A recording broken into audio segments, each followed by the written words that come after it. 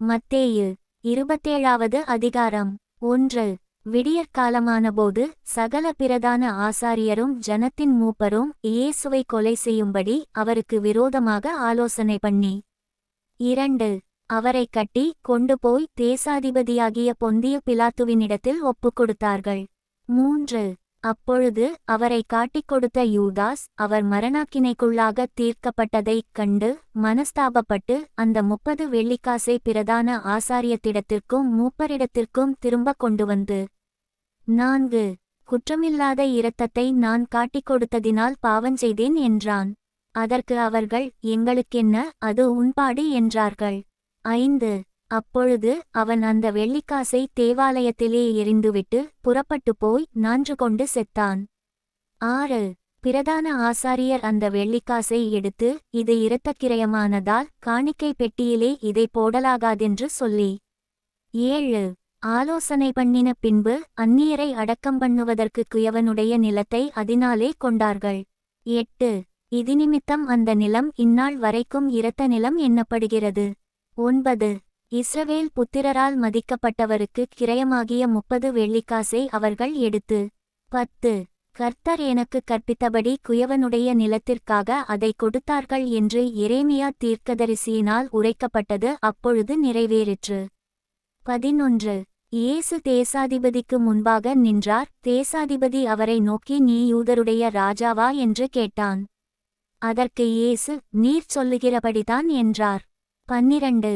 பிரதான ஆசாரியரும் மூப்பரும் அவர்மேல் குற்றஞ்சாட்டுகையில் அவர் மாறுதரம் ஒன்றும் சொல்லவில்லை. 13.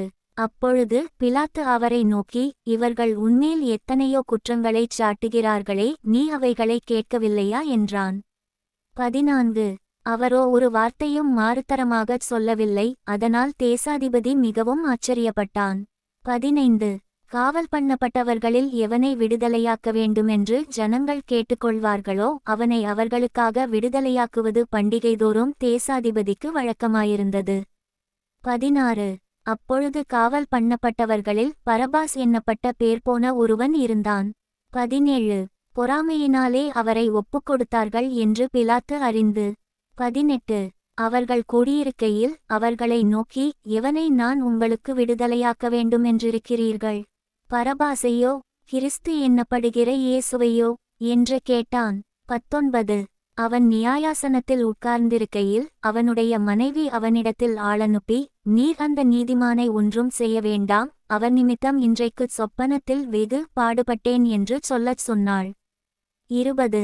பரபாசை விட்டுவிடக் கேட்டுக்கொள்ளவும் இயேசுவை கொலை செய்விக்கவும் பிரதான ஆசாரியரும் மூப்பரும் ஜனங்களை ஏவிவிட்டார்கள். 21. தேசாதிபதி ஜனங்களை நோக்கி, இவ்விருவரில் எவனை நான் உங்களுக்கு விடுதலையாக்க வேண்டும் என்று கேட்டான். அதற்கு அவர்கள், பரபாசை என்றார்கள். 22. பிலாத்து அவர்களை நோக்கி, அப்படியானால் கிறிஸ்து என்னப்பட்ட இயேசுவை நான் என்ன செய்ய வேண்டும் என்று கேட்டான். அவனைச் சிலுவையில் அறைய வேண்டும் என்று எல்லாரும் சொன்னார்கள். 23. தேசாதிபதியோ, ஏன் என்ன பொல்லாப்புச் செய்தான் என்றான். அதற்கு அவர்கள், அவனைச் சிலுவையில் அறைய வேண்டும் என்று அதிகமதிகமாய் கூக்குரலிட்டுச் சொன்னார்கள். 24. கலகம் அதிகமாகிறதேயல்லாமல் தன் பிரயத்தனத்தினாலே பிரயோஜனமில்லை என்று பிலாத்து கண்டு தண்ணீரை அள்ளி ஜனங்களுக்கு முன்பாக கைகளைக் கழுவி, இந்த நீதிமானுடைய இரத்தப்பழிக்கு நான் குற்றமற்றவன், நீங்களே பார்த்து கொள்ளுங்கள் என்றான். 25. அதற்கு ஜனங்கள் எல்லாரும், இவனுடைய இரத்தப்பழி எங்கள் மேலும் எங்கள் பிள்ளைகள் மேலும் இருப்பதாக என்று சொன்னார்கள். 26. அப்பொழுது அவன் பரபாசை அவர்களுக்கு விடுதலையாக்கி இயேசுவையோ வாரினால் அடிப்பித்து சிலுவையில் அறையும்படிக்கு ஒப்புக்கொடுத்தான். 27. அப்பொழுது தேசாதிபதியின் போர்ச்சேவகர் இயேசுவை தேசாதிபதியின் அரமனையிலே கொண்டு போய் போர்ச்சேவகரின் கூட்டம் முழுவதையும் அவரிடத்தில் கூடிவரச் செய்து. 28. அவர் வஸ்திரங்களை கழற்றி சிவப்பான மேலங்கியை அவருக்கு உடுத்தி. 29. முள்ளுகளால் ஒரு முடியை பின்னி அவர் சிரசின்மேல் வைத்து அவர் வலதுகையில் ஒரு கோலை கொடுத்து அவர் முன்பாக முழங்கார்படியிட்டு, யூதருடைய ராஜாவே வாழ்க்கை என்று அவரை பரியாசம் பண்ணி. 30. அவர்மேல் துப்பி அந்த கோலை எடுத்து அவரைச் சிரசில் அடித்தார்கள். 31. அவரை பரியாசம் பண்ணின பின்பு அவருக்கு உடுத்தின மேலங்கியை கழற்றி அவருடைய வஸ்திரங்களை அவருக்கு உடுத்தி அவரை சிலுவையில் அறையும்படி கொண்டுபோனார்கள். 32 போகையில் சிரேனே ஊரானாகிய சீமோன் என்னப்பட்ட ஒரு மனுஷனை அவர்கள் கண்டு அவருடைய சிலுவையைச் சுமக்கும்படி அவனை பலவந்தம் பண்ணினார்கள். 33 கபாலஸ்தலம் என்று அர்த்தங்கொள்ளும் கொல்கோதா என்னும் இடத்துக்கு அவர்கள் வந்தபோது 34 கசப்பு கலந்த காடியை அவருக்கு குடிக்க கொடுத்தார்கள். அவர் அதை ருசி பார்த்து குடிக்க மனதில்லாதிருந்தார். 35 அவரை சிலுவையில் அறைந்த பின்பு அவர்கள் சீட்டு போட்டு அவருடைய வஸ்திரங்களை பங்கிட்டுக் கொண்டார்கள். என் வஸ்திரங்களை தங்களுக்குள்ளே பங்கிட்டு என் உடையின் பேரில் சீட்டு போட்டார்கள் என்று தீர்க்கதரிசியால் உரைக்கப்பட்டது நிறைவேறும்படி இப்படி நடந்தது. 36 அவர்கள் அங்கே உட்கார்ந்து அவரை காவல் காத்து கொண்டிருந்தார்கள். 37 அன்றியும் அவர் அடைந்த ஆக்கினையின் முகாந்தரத்தை காண்பிக்கும் பொருட்டு இவன் யூதருடைய ராஜாவாகிய இயேசு என்று எழுதி அவர் சிரசுக்கு மேலாக வைத்தார்கள். 38 அப்பொழுது அவருடைய வலது பக்கத்தில் ஒருவனும் அவருடைய இடது பக்கத்தில் ஒருவனுமாக 2 கள்ளர் அவரோடே கூட சிலுவைகளில் அறையப்பட்டார்கள். 39 அந்த வழியாய் நடந்து போகிறவர்கள் தங்கள் தலைகளை துலுக்கி 40 தேவாலயத்தை இடித்து 3 நாளைக்குள்ளே கட்டுகிறவனே, உன்னை நீயே இரட்சித்துக்கொள், நீ தேவனுடைய குமாரனானால் சிலுவையிலிருந்து இறங்கி வா என்று அவரை தூஷித்தார்கள். 41 அப்படியே பிரதான ஆசாரியரும் வேதபாரகரும் மூப்பரும் பரியாசம் பண்ணி 42 மற்றவர்களை இரட்சித்தான், தன்னைத்தான் இரட்சித்துக்கொள்ளத் திராணியில்லை, இவன் இஸ்ரவேலின் ராஜாவானால் இப்பொழுது சிலுவையிலிருந்து இறங்கி வரட்டும், அப்பொழுது இவனை விசுவாசிப்போம். 43 தன்னை தேவனுடைய குமாரன் என்று சொல்லி தேவன் மேல் நம்பிக்கையாயிருந்தானே, அவர் இவன்மேல் பிரியமாயிருந்தால் இப்பொழுது இவனை இரட்சிக்கட்டும் என்றார்கள்.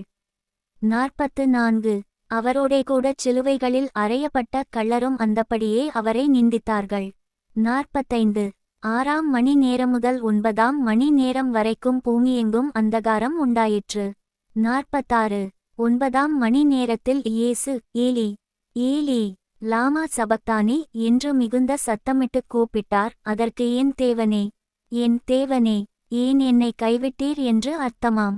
47 அங்கே நின்றவர்களில் சிலர் அதை கேட்டபொழுது இவன் எலியாவை கூப்பிடுகிறான் என்றார்கள். 48 உடனே அவர்களில் ஒருவன் ஓடி கடற்காளானை எடுத்து காடியில் தோய்த்து அதை ஒரு கோலில் மாட்டி அவருக்கு குடிக்க கொடுத்தான். 49 மற்றவர்களோ, பொறு, எலியா இவனை இரட்சிக்க வருவானோ பார்ப்போம் என்றார்கள். 50 இயேசு மறுபடியும் மகாசத்தமாய் கூப்பிட்டு ஆவியை விட்டார். 51 அப்பொழுது தேவாலயத்தின் திரைச்சீலை மேல் தொடங்கி கீழ்வரைக்கும் 2ஆகக் கிழிந்தது, பூமியும் அதிர்ந்தது, கன்மலைகளும் பிளந்தது. 52 கல்லறைகளும் திறந்தது, நித்திரையடைந்திருந்த அநேக பரிசுத்தவான்களுடைய சரீரங்களும் எழுந்திருந்தது. 53 அவர் உயிர்த்தெழுந்த பின்பு இவர்கள் கல்லறைகளை விட்டு புறப்பட்டு பரிசுத்த நகரத்தில் பிரவேசித்து அநேகருக்கு காணப்பட்டார்கள். 54 100க்கு அதிபதியும் அவனோடே கூட இயேசுவை காவல் காத்திருந்தவர்களும் பூமியதிர்ச்சியையும் சம்பவித்த காரியங்களையும் கண்டு மிகவும் பயந்து மெய்யாகவே இவர் தேவனுடைய குமாரன் என்றார்கள். 55 மேலும் இயேசுவுக்கு ஊழியஞ்செய்யும்படி கலிலேயாவிலிருந்து அவரோடே வந்திருந்த அநேக ஸ்திரீகள் அங்கே தூரத்திலே நின்று பார்த்து கொண்டிருந்தார்கள். 56 அவர்களுக்குள்ளே மகதலேனா மரியாளும் யாக்கோபுக்கும் யோசேக்கும் தாயாகிய மரியாளும் செபெதேயுவின் குமாரருடைய தாயும் இருந்தார்கள். 57 சாயங்காலமானபோது இயேசுவுக்குச் சீஷனும் ஐசுவரியவானுமாயிருந்த யோசேப்பு என்னும் பேர்கொண்ட அரிமத்தியா ஊரானாகிய ஒரு மனுஷன் வந்து 58 பிலாத்துவினிடத்தில் போய் இயேசுவின் சரீரத்தை கேட்டான். அப்பொழுது சரீரத்தை கொடுக்கும்படி பிலாத்து கட்டளையிட்டான்.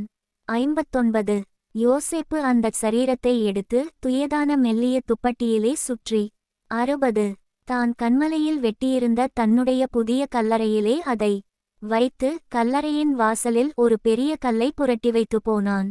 61 அங்கே மகதலேனா மரியாளும் மற்ற மரியாளும் கல்லறைக்கு எதிராக உட்கார்ந்திருந்தார்கள். 62 ஆயத்த நாளுக்கு பின்னான மறுநாளிலே பிரதான ஆசாரியரும் பரிசேயரும் பிலாத்துவினிடத்தில் கூடிவந்து 63 ஆண்டவனே, அந்த எத்தன் உயிரோடிருக்கும்போது 3 நாளைக்குப் பின் எழுந்திருப்பேன் என்று சொன்னது எங்களுக்கு ஞாபகமிருக்கிறது. 64. ஆகையால் அவனுடைய சீஷர்கள் இராத்திரியிலே வந்து அவனை களவாய்க் கொண்டு போய் மரித்தோரிலிருந்து எழுந்தானென்று ஜனங்களுக்குச் சொல்லாதபடிக்கும் முந்தின எத்தைப் பார்க்கிலும் பிந்தின எத்து கொடிதாகாதபடிக்கும் நீர் 3 நாள் வரைக்கும் கல்லறையைப் பத்திரப்படுத்தும்படி கட்டளையிட வேண்டும் என்றார்கள். 65. அதற்கு பிலாத்து, உங்களுக்கு காவல் சேவகர் உண்டே, போய் உங்களால் கூடிய மட்டும் பத்திரப்படுத்திக் கொள்ளுங்கள் என்றான். 66. அவர்கள் போய் கல்லுக்கு முத்திரை போட்டு காவல் வைத்து கல்லறையை பத்திரப்படுத்தினார்கள். மத்தேயு 28வது அதிகாரம்.